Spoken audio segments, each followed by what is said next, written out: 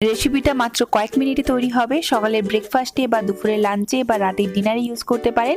যাদের চর্বি আছে বা যারা অনেকটাই মোটা তাদের জন্য এই ধরনের রেসিপি পারফেক্ট। আর যাদের সুগার আছে তারাও এই ধরনের খাবার খেতে পারেন। চলুন তাহলে দেরি না করে রেসিপির দিকে চলে যাই। তো এই রেসিপি বানানোর জন্য আমি কি কি ইনগ্রেডিয়েন্টস নিচ্ছি সেটা বলে দিচ্ছি। প্রথমে নিচ্ছি বাঁধাকপি 1 মুঠো, তারপর নিচ্ছি বরবটি 1 মুঠো, 1 মুঠো বা 1 বাটি নিতে পারেন। তারপর নিয়ে নিচ্ছি পেঁয়াজ 2টো, কাঁচা লঙ্কা দিচ্ছি ঘন, ঝাল বেশি খেলে একটু বেশি দেবেন। এরপর নিয়ে নিচ্ছি সুজি 1 বাটি,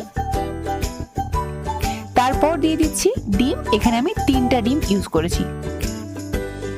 সবকিছু যদি আপনারা বাটি মেজার করেন তাহলে 1 বাটি করে দেবেন। 3টা ডিম ফাটিয়ে দিয়ে দিলাম। এরপর দিয়ে দিচ্ছি স্বাদ মতো নুন। এরপর এটাকে চামচের সাহায্যে খানিকটা একে অপরের সাথে মিশিয়ে নিচ্ছি। মেশানো হয়ে যাওয়ার পরে এর মধ্যে দিয়ে দিচ্ছি জল 1 বাটি। জলটা পরিমাণ মতো দেবেন, বেশি পাতলা না হয় ভালো, এতে করে ভাজতে অসুবিধা হবে। এরপর দিয়ে দিচ্ছি কর্নফ্লাওয়ার 1 বাটি। তো ভালো করে পুরোটাকে মিশিয়ে নিচ্ছি। আর সুজি যেহেতু দিয়েছি তাই 10 মিনিট রেখে দেবো যাতে সুজিটা ফুলে সেট হয়ে যায়। তো মাখানো কমপ্লিট হয়ে গেছে, 10 মিনিট রেখেও দিয়েছি। এরপর একটা তাওয়া নিয়েছি, গ্যাসটাকে মিডিয়াম ফ্লেমে করে রিফাইন অয়েল দিয়ে ব্যাটারটাকে দিয়ে দিয়েছি 2 চামচ মতো। 2 চামচ দিয়ে ভালো করে ব্যাটারটাকে পাতলা করে বিছিয়ে নিচ্ছি যাতে ভাজতে আমাদের সুবিধা হয়, তাড়াতাড়ি হয় এবং খাবারটা অনেক ক্রাঞ্চি হয়। তো এক পাশ ভাজা হয়ে গেলেই খুন্তি দিয়ে তুললেই দেখবেন সুন্দরভাবে উঠে যাচ্ছে। আরেক পাশ উল্টে আরেক পাশে ভেজে নিচ্ছি। গ্যাসের ফ্লেম থাকবে মিডিয়ামে, হাই করলে জিনিসটা পুড়ে যেতে পারে, তাই গ্যাসের ফ্লেম সবসময় মিডিয়াম থেকে লোতে রাখবেন। ভাজতে লাগবে অনলি 5 মিনিট।